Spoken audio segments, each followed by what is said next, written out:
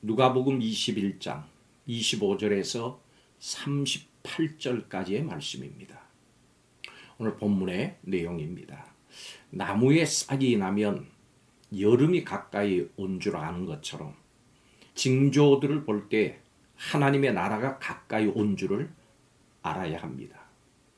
그날은 모든 사람에게 덫과 같이 임하기 때문에 환난을 피하고 언제라도 예수님 앞에 설 수 있도록 항상 기도하고 깨어 있어야 합니다.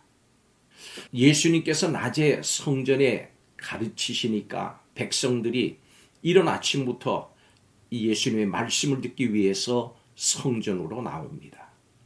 여러분, 예수님은 종말의 때가 반드시 임할 것이니 그날을 준비하면서 깨어 있으라고 명하십니다. 그렇다면 우리는 이 세상에서 어떻게 예수님의 말씀을 따라 종말의 날을 준비할 수 있을까요? 첫째로 영적으로 긴장해야 합니다. 예수님께서는 무화과나무의 예를 말씀하셨습니다. 싹이 나면 여름이 가까운 줄 사람들이 아는 것처럼 징조가 나타나면 하나님 나라가 가까웠구나, 예수님께서 곧 오시겠구나 하고 생각할 수 있어야 합니다. 물론 과학 문명이 최고조로 발달한 이 세상을 볼 때 종말을 생각하기가 또 믿기가 쉽지 않을 겁니다. 그렇기 때문에 예수님께서 징조에 대해서 말씀하신 것입니다.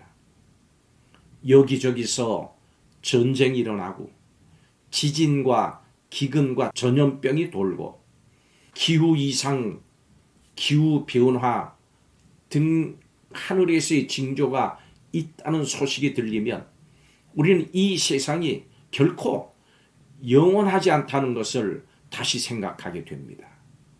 그리고 다시 영적 긴장의 끈을 동여맵니다. 예수님의 말씀은 헛된 말씀이 없습니다.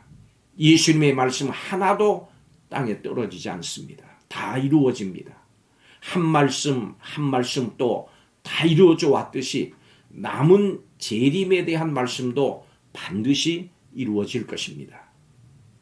두 번째로 영적인 준비를 해야 합니다.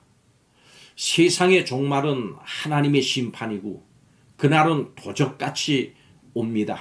그렇기 때문에 우리는 항상 깨어 있어야 합니다. 그렇다면 항상 깨어 있는 것이 무엇일까요?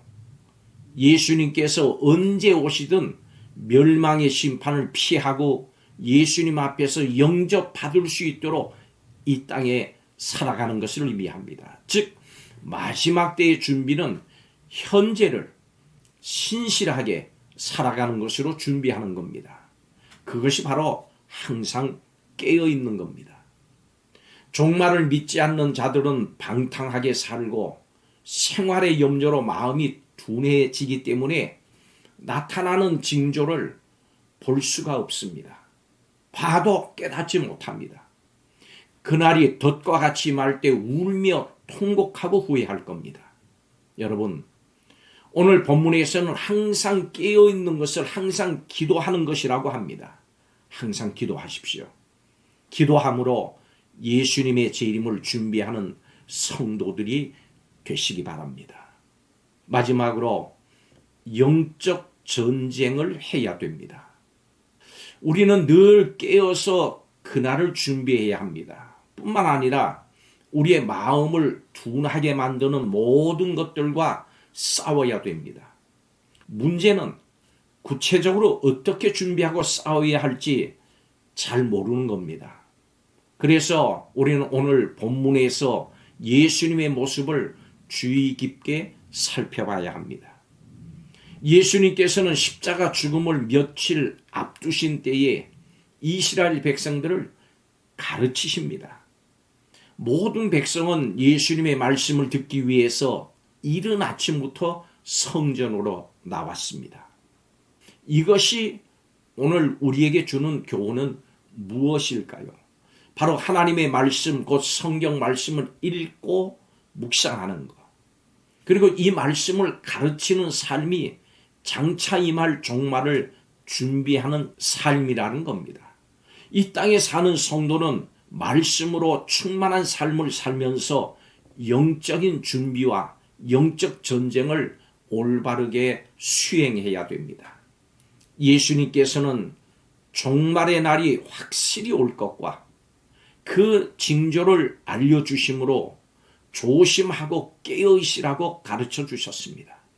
세상의 종말을 생각하는 사람은 이 세상의 낙에 관심을 두지 않고 세상에서의 삶이 결코 길지 않고 짧다고 하는 것을 압니다. 그래서 영원한 것을 사모합니다. 마라나타, 주 예수여 오시옵소서. 복된 재림의 날까지도 복된 성도들이 되시기를 바랍니다. 기도하겠습니다. 예상치 못한 때에 세상의 종말이 갑자기 임함을 알게 하소서. 하나님의 말씀으로 마지막 날을 준비하고 항상 깨어서 기도하는 삶이 되게 하여 주옵소서. 오늘 우리 온 성도들에게 복을 내려 주옵소서. 재림을 준비하는 복된 성도들이 되기를 예수님의 이름으로 축복하며 기도하옵나이다. 아멘.